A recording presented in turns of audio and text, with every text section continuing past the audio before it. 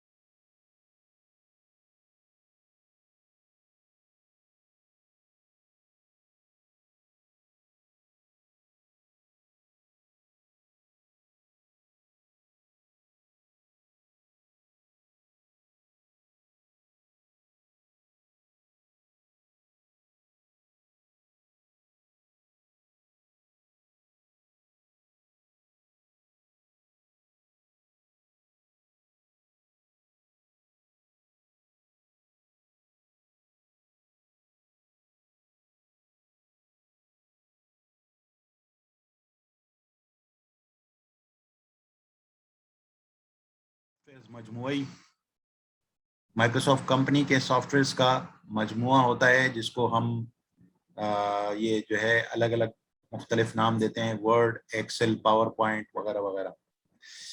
इसमें हमारे जो ज़्यादातर ज़रूरत पड़ती है वो वर्ड, एक्सेल, पावर पॉइंट है, जो आम रोज़मर्रा ज़िंदगी में लोगों को ज़रूरत पड़ती है। उसमें माइक्रोसॉफ्ट वर्ड जो है वो एक ऐसा सॉफ्टवेयर है कि जो वर्ड प्रोसेसर कहलाता है। वर्ड प्रोसेसर ऐसे सॉफ्टवेयर को कहते हैं जो आपकी टाइपिंग के हवाले से उसकी डिज़ाइनिंग, उसकी फॉर्मेटिंग और उसको अपने अंदाज में लिखने के लिए आप मुख्तलिफ तरीक़ेकार से उसको खूबसूरत बना सकते हैं।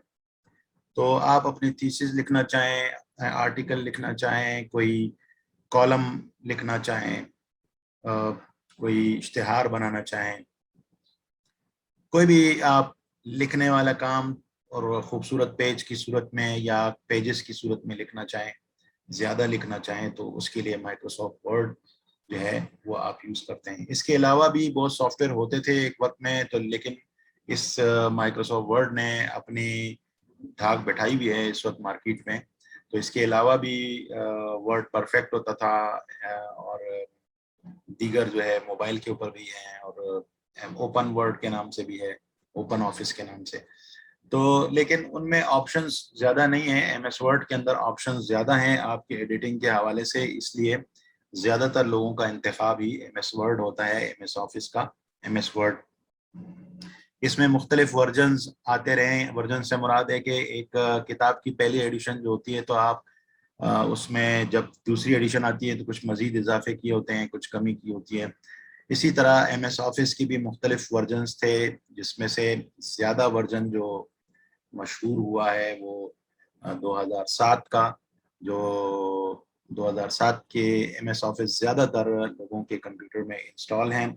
और अभी जो आया है फ़िलहाल 2019 के से इसका वर्जन है एम एस ऑफिस 2019।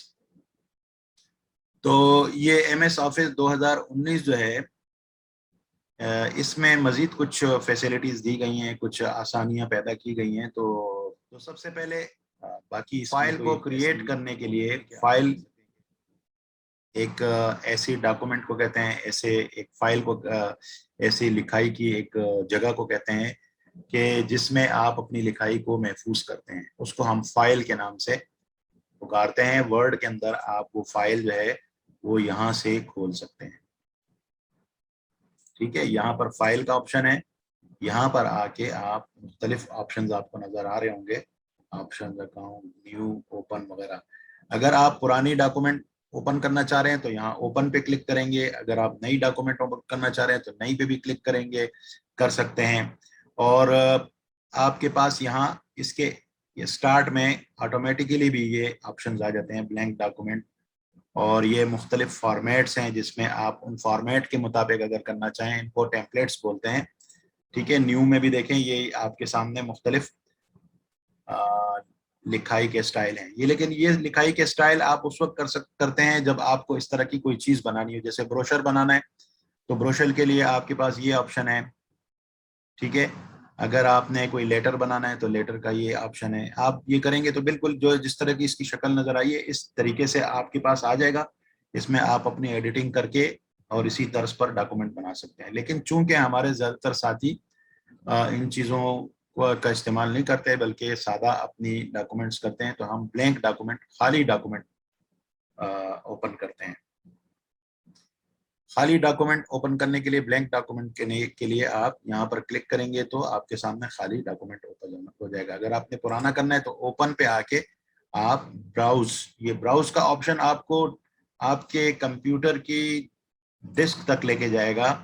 कंप्यूटर की हार्ड डिस्क में आपके पास यहाँ पीसी में कहीं भी कोई फाइल पड़ी हो, जैसे डी में पड़ी है या सी में पड़ी है, तो आप ये डॉक्यूमेंट्स यहाँ से, या डॉक्यूमेंट्स माय डॉक्यूमेंट्स के अंदर कोई फाइल पड़ी है तो आप यहाँ से, या डाउनलोड्स के अंदर पड़ी है तो आप यहाँ से ही फाइल ओपन कर सकते हैं। और पुरानी फाइल, जैसे आप फर्ज कर लें ये पुरानी फाइल है, मैं इसे ओपन करना चाहता हूँ, ओपन पे क्लिक करूंगा तो ये पुरानी फाइल ओपन हो जाएगी। ये फाइल मैं क्लोज करना चाहूंगा तो यहाँ से आके क्लोज कर सकता हूँ। ठीक है, अब इसी तरह नई फाइल मैंने खोलनी है तो न्यू पे करके ब्लैंक डॉक्यूमेंट करूंगा, नई फाइल खुल जाएगी, बिल्कुल न्यू फाइल होगी, इसमें कोई चीज नहीं होगी, आपको नए सिरे से लिखना होगा। इन्हीं चीजों को आप शॉर्टकट कीज के जरिए भी कर सकते हैं। नई फाइल को ओपन करने के लिए कंट्रोल एन करेंगे तो आप नई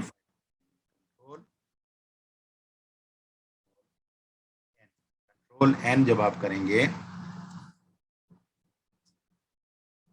तो न्यू फाइल खुल जाएगी। कंट्रोल वो करेंगे तो आप कोई भी फाइल ओपन कर सकते हैं। कंट्रोल डब्ल्यू करेंगे तो आप कोई भी फाइल क्लोज कर सकते हैं। मसलन मैंने ये फाइल क्लोज करनी है तो मैं कंट्रोल डब्ल्यू करूंगा तो ये क्लोज हो जाएगी। ठीक है, अगर आपने फाइल सेव करनी है तो कंट्रोल एस करेंगे तो फाइल सेव हो जाएगी। फर्ज कर लें मैंने इस फाइल को सेव करना है तो पहली दफा जब मैं सेव करता हूं तो ये मुझसे नाम मांगता है। ठीक है, जगह मांगता है, नाम मांगता है। आपके पुराने वर्जन में इस तरह का नहीं आएगा, डायरेक्ट ऑप्शन आएगा। मसलन मैं डॉक्यूमेंट्स में सेव करना चाहता हूँ, फाइल का नाम कोई भी रख दिया, थोड़े से फर्क से आपके पास ये जो विंडो है आ जाएगी।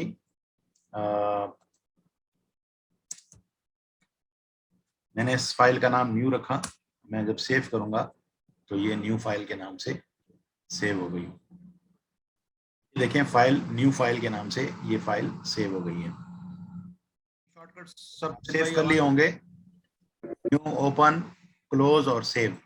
देखें क्लोज के लिए मैंने कंट्रोल डब्ल्यू दबाया तो इसने, चूंकि मैंने इसमें काम किया था, इसने कहा कि आप सेव करके जाना चाहते हैं तो आप सेव करके दबा के किया करेंगे। अगर डोंट सेव करेंगे तो आपने जो आगे काम किया होगा वो सेव नहीं होगा। सेव किया मैंने तो ये क्लोज हो गया। ओपन करने के लिए नई डॉक्यूमेंट अगर मैंने ओपन करनी है तो कंट्रोल एन करूंगा तो नई डॉक्यूमेंट ओपन हो जाएगी। ठीक है, अगर मैं कंट्रोल ओ करूंगा तो पुरानी डॉक्यूमेंट के लिए विंडो ओपन हो जाएगी। यहां से मैं भी पुरानी डॉक्यूमेंट ओपन कर सकता हूं और ब्राउज पे जाके फर्ज कर लें कि मैंने ये डॉक्यूमेंट ओपन करनी तो इस पर ओपन करूंगा तो ये ओपन हो जाएगी। ठीक है, यहां तक बात समझ में आ गई। अब आते हैं डॉक्यूमेंट के अंदर फॉर्मेट करने के हवाले से, डॉक्यूमेंट के फॉर्मेटिंग के हवाले से। देखें यहाँ ऊपर जो आपको ऑप्शन नजर आ रहे हैं, file, home, insert, design, layout, reference, mailing, review, view और हेल्प।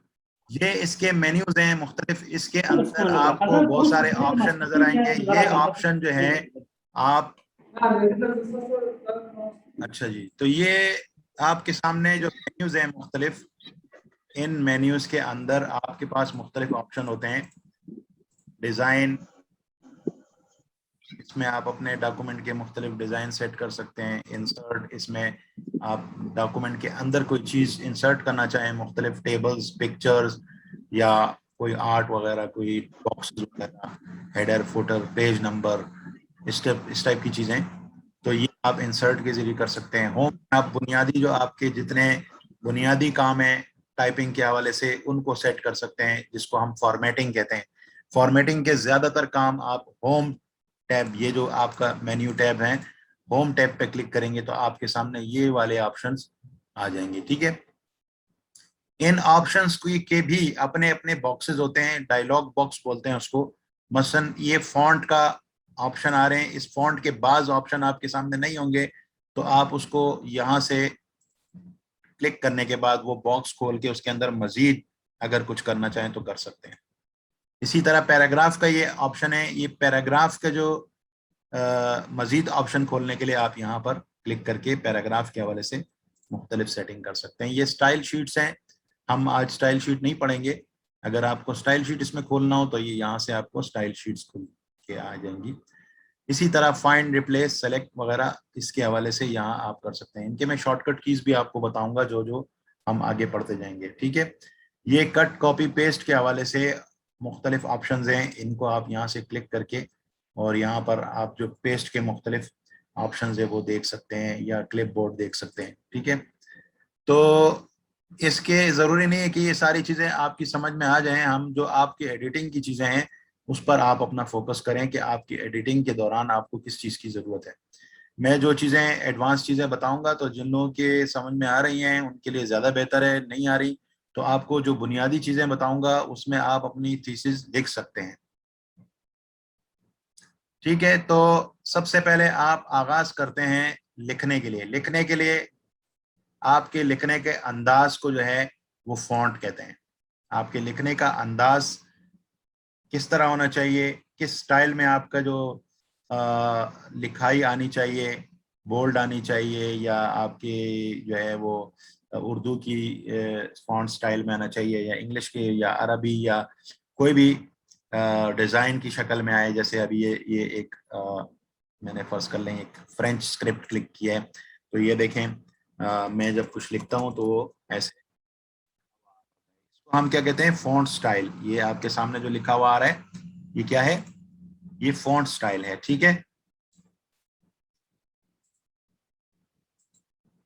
सही जी। ये देखें, आप ये चाहें तो अब ये टाइम न्यू रोमन में करना चाहूँ, इसको सेलेक्ट करके टाइम न्यू रोमन कर दिया तो ये टाइम न्यू रोमन में आ गया। कैलेबरी में करना चाहो तो कैलेबरी में आ गया। ठीक है ना, और इसी तरह अगर इसमें स्टाइल में करना चाहे तो इसको कहते हैं font style. Font style, font dialog box के लिए शॉर्टकट कीज मैंने आपको कहा है कि आप अपने पास पेन और कॉपी रखें। Control F. सर ये कैलिब्री, सर ये जी, कैलिब्री स्टाइल क्या है? कैलिब्री, कैलिब्री जो है ना, कैलिब्री कैलेबरी सिर्फ एक जो लिखने लिखा का हुआ है। अंदाज है, लिखने का अंदाज है बस, और कुछ नहीं है। कैलेबरी जो है वो सिर्फ लिखने का अंदाज है। ये आपके सामने अभी अंदाज लिखा हुआ है ना, खूबसूरत। कैलेबरी भी लिखने का एक अंदाज है, सादा अंदाज है। टाइम न्यू रोमन भी एक अंदाज है। जैसे आपके थीसिस के अंदर जो है वो आपसे कहा जाता है कि अलवी नस्तालिक या जमील नूरी नस्तालिक जो है फॉन्ट आप लिखें, और इतने उसका साइज होना चाहिए। और अगर इंग्लिश में आप लिखना चाहें तो टाइम न्यू रोमन में लिखें। अगर आप अरबी में लिखना चाहें तो ट्रेडिशनल अरबिक फॉन्ट है उसमें लिखें। तो जब आप अरबी, टाइम न्यू रोमन हो गया जो आपको थीसिस में ज्यादा जरूरत पड़ती है, या टाइम न्यू रोमन पड़ती है, या ट्रेडिशनल। आप यहाँ पे लिख भी सकते हैं इंग्लिश में, मैंने ट्रेडिशनल अरबिक लिखा तो ट्रेडिशनल अरबिक स्टाइल में ये लिखा हुआ आ जाएगा। अगर आप जैसे फर्ज कर लें कि मैंने उर्दू में लिखा आर, ठीक है। ये इसका इस वक्त जो स्टाइल आ रहा है, ये आपके सामने टाइम न्यू रोमन का स्टाइल आ रहा है। ये मेरे माउस के ऑप्शन ये देखें, यहाँ पर ये माउस का एरो देखें, यहाँ पर आपको ये टाइम न्यू रोमन लिखा हुआ आ रहा है, ठीक है। इसका साइज 32 लिखा हुआ आ रहा है। ये साइज आप छोटा बड़ा कर सकते हैं, लेकिन आप इसको, ठीक है, ये इसको मैंने सेलेक्ट किया। सेलेक्ट करने के बाद आप इसके फॉन्ट मुख्तलिफ साइज कर सकते हैं, ठीक है। और ये आप यहाँ से, मैं फर्ज कर लूँ कि इसको अलवी नस्तालिक करता हूँ, तो देखें ये अलवी नस्तालिक हो गया। अगर मैं जमील नूरी नस्तालिक करता हूँ तो ये जमील नूरी